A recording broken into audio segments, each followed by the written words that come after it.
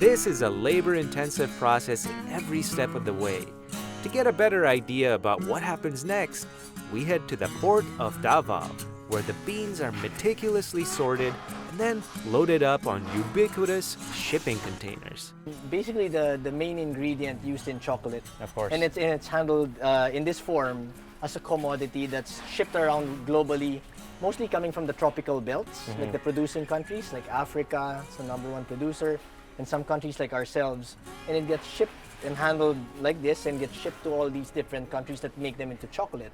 And there's several grades of cacaos, right? This is like the lower tier. Some beans are used for chocolate companies, and some of these beans, which are, say, a different grade, are mostly used for the usual cocoa butter and powders and stuff. The Philippines is exporting cacao. You have cacao coming out of South America, Africa. How does that market compete with each other? Is the buyer going like, I want to prioritize South American cacao because it has the legacy? How does that work? Well, now, with the advent of these specialty chocolate makers, similar to specialty single origin coffee, where people are consuming dark chocolate and they can actually taste the difference from country to country, then they're like, okay, I really like the taste profile of this country, and then they go after that supply chain. Right. And cacao was basically a bulk ingredient that was brought all over the place, so there was not this differentiation in, I really like that taste profile, Now I there really is. like that story. Now there is.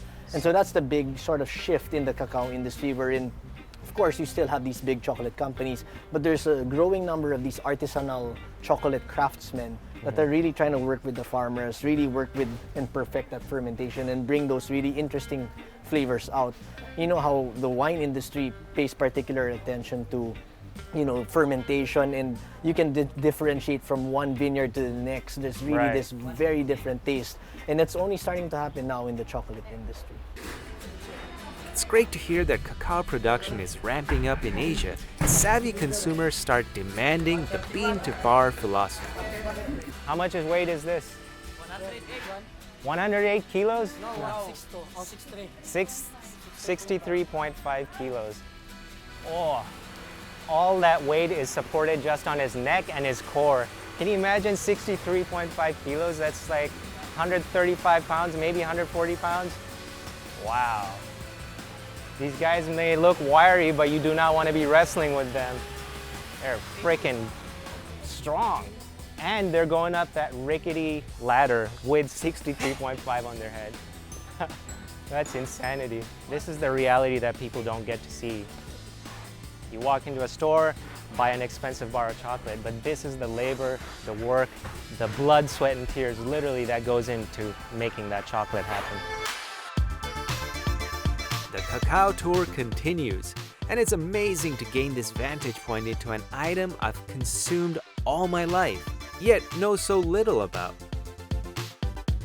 Our next stop is a proper cacao farm, nestled away in a sequestered little nook with the dramatic backdrop of Mount Apo. The farm replete with beautiful, robust, and vibrant cacao pods.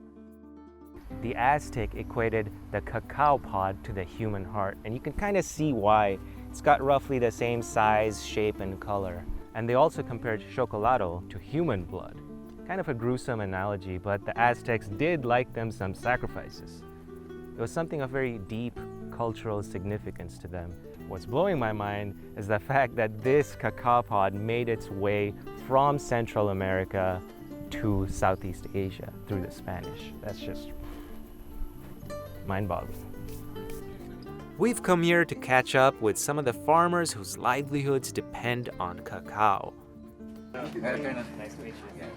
So it's important for people like Rob and Chele, two different people in two different aspects of the chocolate trade, but what's important throughout is the relationship that they cultivate with the growers. That's a key aspect of the specialty chocolate trade, especially if you're going to capitalize on things like single origin trade. You have to go to the source, meet the people, let them know what they need to do to make it a better, higher grade product, and that's done in the field with the human interaction and the relationship. I've tasted several varieties so far. Now, it's time to dig into what these varietals are and how they came to be.